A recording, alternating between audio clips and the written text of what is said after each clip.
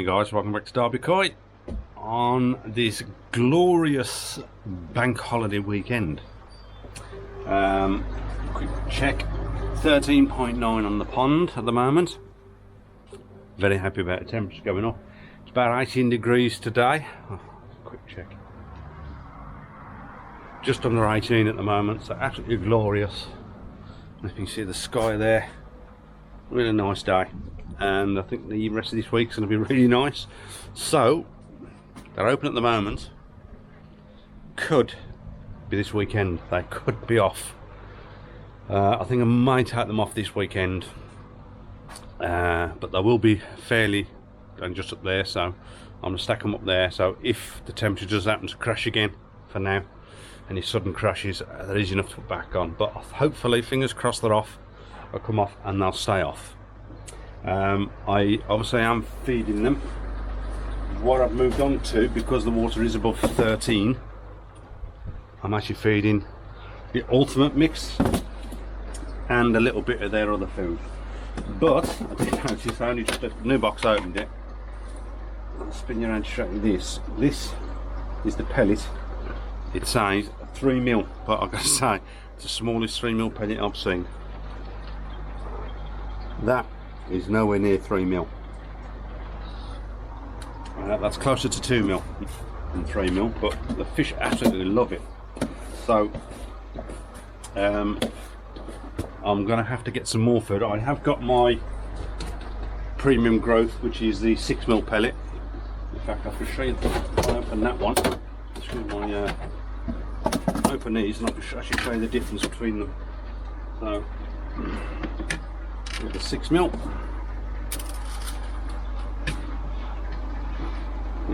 Get these together, excuse me a minute, and you can see the difference. So right, let me spin you around and I'll show you the difference. There we go. So that's a 6 mil and that is supposed to be 3 mil, and that pellet, if I take two apart, it's supposed to be half the size of that, which obviously it isn't. So yeah. Once the temperature goes up and stays above 15, I'll be on the premium, and there'll be a mix of premium and ultimate mix on those. But I may get some more of the ultimate, because I do like that, because it contains the clay, Montemorolite clay with pre and probiotics and garlic, which is obviously supposed to help the fish. So I do like that idea. So I may get some of that in the 6 mil as well, because obviously the larger fish, that's not the best stuff for the larger fish, the 3 mil. So I may get some of that in the 6 mil. Right, okay, I'll just stick that bit in. It's all mixed up. I'll just put that little bit in there and the fish for now. And as you can see, Henrietta straight up. So yeah, put these back on these. I've got a couple of checks to do in here, and then I'm going back around to the fry grow on tanks, because the leak on the big green tank, I was hoping it would seal itself. It's only a very small leak. I was hoping it would seal itself, but it's been probably a week now, maybe just over a week, since it was done and filled, and it hasn't stopped. So I've got to empty that out. So I have got a pump running around there, a little pump emptying it out, and once that's done, it's all got to come back out. Easy enough to do. Disconnect a couple of pipes, take the shower off, and then pull it out. And I got to put a boatload of CT1 around the connection or connector. So yeah, let me get over what I'll go doing there, and we'll go around, and hopefully the water will be out. Okay, so around here, as you can see, all this is turned off, so there's nothing going in there, and it is now empty. So water's out, which is good. So all I've got to do is I've got to take off the shower, the top section, take this off here. I should leave this on because this is connected to here. I've got a rubber boot underneath to disconnect, and then that should lift out, fingers crossed. So this side, obviously, let's have a look, this side is still full and running. So yeah, so that is where I am now. So next thing to do is get this down, get the thing out, and I'll be back with you. Okay, as you can see, it's out. I've removed the insulation. What I did, I put a piece of pipe on that and did now the insulation's off, put some more water in so you can see where it was coming from, and there's a very small leak from down here somewhere, so I've smothered a load of CT1 over it. And what I'm going to attempt to do as well, come around this side, that's why I've got these on. I'm going to attempt to get some CT1 at the back around here, but I'll use my fingers to push it in, and hopefully that's going to seal it as well. So that's my next job, and I'll let that go off for 10 minutes. Shouldn't leak either way, and then I'll do another water test. So let's get this done. Okay guys, as you can see, covers are off. Absolutely fantastic. And the covers have been off about 30 minutes, and these lilies have shot up to the surface. They're all closed up, so they're getting a bit more light. So yeah, really happy with it. Obviously there's a little bit of string algae in there, a bit of blanket weed, nothing too major at the moment. I may treat it now. I've got that NT Lab stuff. I may treat it before it gets too bad. But yeah, I'm so pleased there. I can actually see the fish again, and they are looking really nice in this sunlight. The fish are looking stunning in this sunlight. Now they get some sun on it, that achiever hopefully will, it's already changing colour a little bit, which is really nice to see. Absolutely fantastic, over the moon with them. So yeah, I thought I'd do this while I was waiting for that CT1 to go off a little bit. Looking good. Okay guys, all back in. It was only the leak in it, was only tiny leak. It had probably been okay. It may have sealed itself once the fish were in there, but it was annoying me. So I've done that, done leak tests. I'm happy. So as you can see, I'm starting to fill it back up now. So I'm going to wait for this to fill back up and do a run test again. But while this is doing, let me take it to the main pond, show them what I'm doing there. Okay guys, as I said, covers are off, and there is just a tiny build-up of blanket weed coming. What I've decided to do is I'm actually going to treat it today, because it is in there. As you can see on there, probably a little bit coming up and along the side of the ponds. But before it gets too bad out of hand, especially now the covers are off and we're in some full sunlight, I'm going to treat it. Now, all I've ever used in the past is blanket answer. But if you remember, I did an NT Labs giveaway. They sent me some products to give away or review, so I did keep this one back, which is the NT Labs blanket balance for blanket weed balance. So I am going to try this today. Temperatures are up enough. I have upped the oxygen in the pond. I've took the returns off, which is put more oxygen in as well. It can leave the UV on, so I am going to put that in today. Whether you can see, the water is a tiny bit lower than the normal water line, about ½ inch, about ½ inch, something like that. I have taken about 5 or 6 bucket loads out of here, and I've put it around the back in the fry setup, because I'm putting fresh water in. I haven't got any chlorinator for that yet. I have ordered something for when I do the water changes around there. But yeah, just for that now, it helps with about the fill that up. A bit of this pond water in with it won't hurt it. So yeah, that's going to go in today. It is in the bucket ready mix, so I am now going to put that back in. It's going to be difficult to film, so once it's in, I'll show you. It is going to cloud the water up quite bad. It does say on here, on the instructions of this, where are we?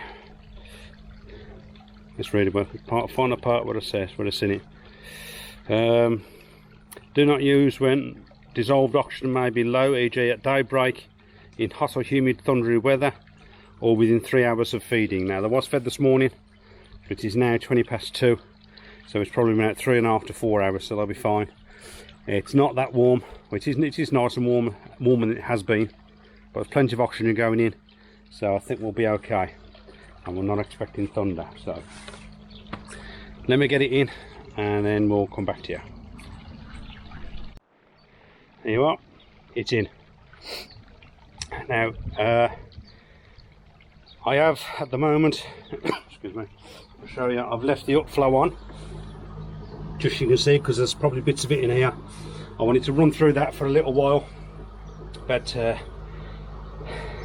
15-20 minutes, and then what I'm going to do is I'm going to turn the bypass off, because I don't want that upflow filtering too much of it out, but I want it to get it through that so it can, I'll leave the water in there for a day or two, or at least a day, so we can kill anything off in there. It's just going to stay in the water for a while, but hopefully this is going to do it.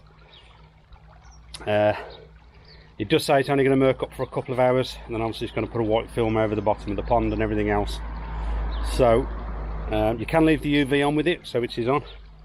So I'm going to leave this for a little bit, turn the bypass on, and then I'll come back to it and keep my eye on the fish, make sure everything's okay. And yeah, so that's all I can do with this at the moment, so let me carry on. Okay guys, it's still filling up again. I'm not too far off now, getting there. All running good, still no leaks, so everything's running, airs back on. One thing I want to show you that I've done, I made these flaps, yeah, so just for now, because when it boils, that's definitely going to boil over. Now, they're nowhere near the standard of martin at Devon Koi Pond that he does.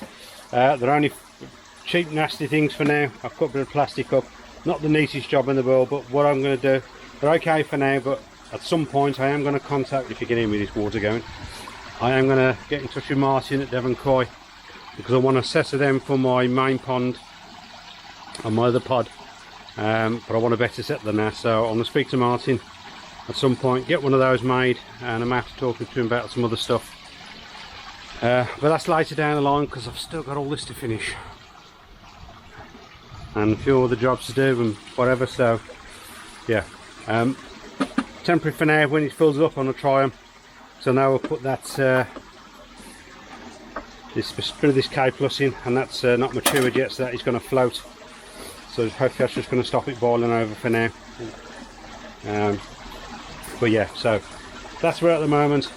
I'm leaving it at the moment, letting it top up some more, and I'll come back to you and show the front pond again. That's still got the blanket stuff in, it's still very white, but yeah, so just wanted to show you that. I'll be back with you soon. Hi guys, welcome back to another glorious day in Derbyshire. Again, look at that sunshine up there, beautiful day. So a quick look. This is, what time is it? Just gone 12 o'clock and it's 19 degrees. So as you can see, he's out here enjoying the sunshine. Right, a couple of jobs for today. First I'll show you the fish. I put that blanket weed treatment in yesterday. It's just starting to clear up now. I did notice this morning a couple of flashes. I'm just hoping it's just the treatment that's been in there. I put the blanket answer in before now, never affected the fish. Like I said, just a couple of them, a little flash this morning, seen nothing else since. So I am going to keep my eye on them. I'll spin you around and show you the water clarity. It's still a bit cloudy, but not 100% yet, so let me spin you around. Okay, so if I can see what I'm doing. As you can see, they're in there okay. I've fed them this morning, they've eaten. But it is still a bit cloudy, so it's going to take a bit longer to clear up. But yeah, so like I said, just a couple of flashes this morning from a couple of them. But they've been okay since. I'm hoping it's just the treatment. I will monitor them, and in a day or two, if they're still flashing, once it's cleared up, I may have to get them out and give them a scrape. But hopefully, like I say, hopefully it's just the treatment. So yeah, apart from that, all good here. So jobs for today: cut the lawn.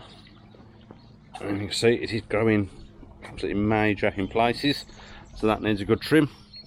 And I've got to clear all this crap up here still, get that in the van, out the way. Around here, if I can open the gate, nothing major around here today. I'm going to obviously leave it all running. As you can see, it's still all running fine. I'm leaving all this running still for now.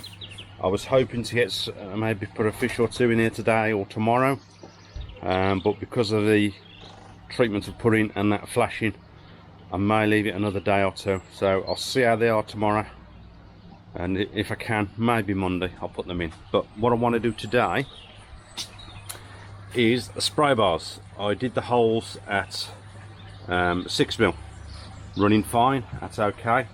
But I think I'm going to try some smaller holes, because if I can get up to show, falling over. Ooh, if I can get up to show you, get the cover off. Oh, 1 second, it has been off today, so as you can see, it's not. This has probably got a bit higher pressure than the other one. I think the hole's a little big. That's not too bad a spray on that, but I want a slightly smaller hole to give it a bit more pressure on this side and on the other side, so it'll even out a bit more. So that's 6mm holes. So I'm going to try 4mm, see how I go with 4mm. If that's not enough, I can hire up to 4.5mm and go from there. So I've got to make 2 new spray bars and flare the ends out.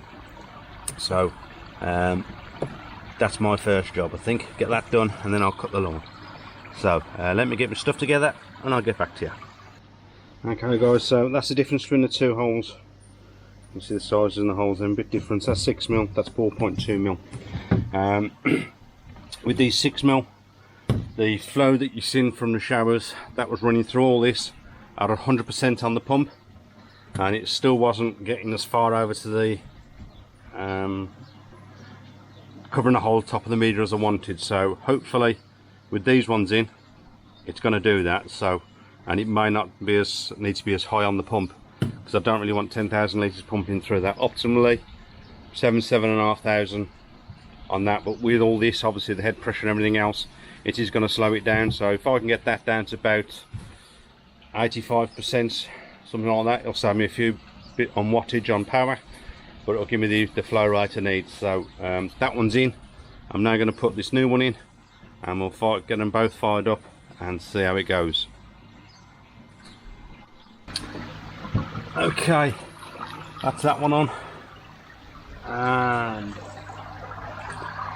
that's that one on, and that's at about, let's have a quick look. I can't remember what to put it at now.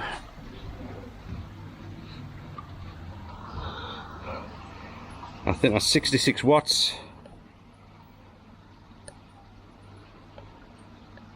Flow rate to 75%, because that goes all the way up to 100. So I could have that. I'll have that about, let's have a look, 78. We're using 68 watts instead of the 85. That one's okay. Oh, that's much better. I'm a lot happy with that now. So job's a good one. Okay, so much happier with that. Using less wattage on this as well. Talking the wattage, what I've done, I've bought a little meter you plug in the wall. It tells you how much power, because all this running off a plug. Now this size, it uses 400% 85 watts. On my power meter it actually uses 83.4, so a little bit less. So, but it's more or less there, which I'm happy about, because I know some meters say it uses 85 watts, but actually using 95 or 100 or whatever. But very happy with that. UV, 15 watt UV. It's actually, we're using 14.6, so that's there or thereabouts. The PA35 pump says it uses 25 watts, and that's actually using 23.1. So very happy with that as well. But yeah, doing that spray bars and lowering the pressure down now so we can get the even spread has reduced the power on that, which I'm really happy about. Right, a couple of things in my last video. A couple of people mentioned. One was the inlet pipe on my upflow. They were concerned when I turn, or if I have a power cut and it empties down, it's going to overflow my pod. Now you can see the level in the pod there. It actually doesn't overflow it. Just make sure my UV's off. Yeah. What I'll do is I'll actually turn off the pump.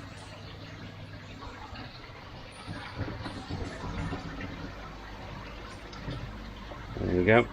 So wait for that to drain down.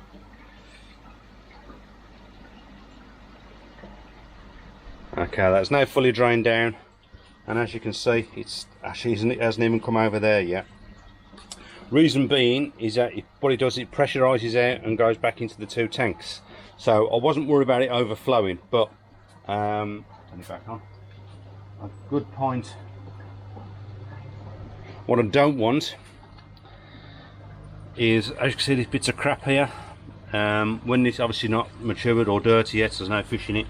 When this gets really dirty, if I have a power cut and this drops back down, what I don't want is all that rubbish and crap going back down the pipe and potentially coming back through here and back into the pro tanks. So what I'm going to do is I'm looking into getting a one-way valve or check valve, and what I'll do is I'll fit it, you can see, I'll fit it down there. Obviously I've got my slide valve for when I'm cleaning to stop any crap going down, but having that check valve, if you have a power cut, it'll stop this emptying, stop this upflow emptying and stopping all the rubbish going back in. So that's what I'm going to do. I looked into one, a clear one, flapper check valve. So it might be alright in there, because I think they only work better on the vertical, not on horizontal. So that's good. I can put it horizontal down there if I need to, but if I can get it in that upright section, it'll be okay. And it is 1.5 inch pipe, and I was surprised how expensive they are, to be honest. I know everything's gone up, the price of everything else has gone up. That's one thing that was mentioned in the last video. Another one was my air pump. They were saying, had a couple of comments, I think Terry Wright was the one who mentioned it as well. He said if I have a power cut, I could get that should go higher, so it doesn't actually it gets potential of it draining back to the pond. It hasn't happened. I have tested that, because obviously there's one in here which is lower, there's one in there which is lower. These are higher, but it's got to come up and over. I have tested that. I've turned it off and I've waited to see anything comes up the pipe, and there's been nothing. But just in case, you never know what could happen, I am going to get some of the small one-way check valves for these, and I will stick them in probably somewhere here on these ones, and that one's obviously going to be a lot closer, but I will get some small check valves for those. Obviously my upflow filter already has got a check valve when I get my new pump. Again, somebody mentioned saying, why don't just get a T-piece and some valves and stuff to run them all off the one pump. Yes, I could do that. I would know it all works, not a problem. But the reason I'm decided on a second air pump is if I'm ill, like I was recently, and somebody else, and I'm unable to, or whatever, I've hurt myself or whatever, and I'm unable to do the cleaning process, I want it as simple as possible. So I don't have to try to explain to somebody, oh, you've got to turn this off, turn that on, turn this off, turn that one, this one, and all that. I don't want any of that. Just in case. Hopefully it won't happen. So I'd rather just have a single pump, and all I need to do is, if I want to clean the pod, I turn this valve, that's off. If I want to clean the upflow, if I want to turn this one, I have that one, and one valve, check valve, ball valve in here, like I've got in my main filter house on the main pond. I've got one pump that does the air into the moving bed in the pond, and one pump solely for the upflow filter and the pod. So that's what I want to do here, make just things a bit easier for cleaning purposes. No confusion. So that's the reason for that. So yeah, I am looking at check valves for these, so thank you. People have mentioned that, I think right here on that one, and a couple of people mentioned about the check valve, but as I said, the check valve is only to stop any rubbish going back down. That's the only reason I want the check valve. It doesn't overflow the pod in any way, so in fact I do think I need a little bit more water in that, because when that was off it needs to be above those channels, so I do want a bit more water in there anyway. But yeah, that's them done. More than happy with that. There's not much else I can do on around here today that I can think of at the moment.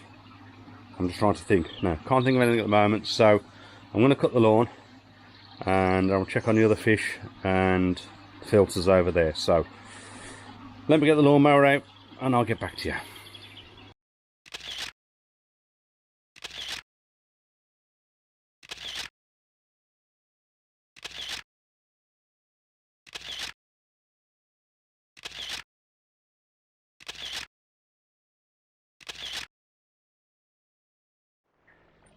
Here you go, one lawn cut, a lot better.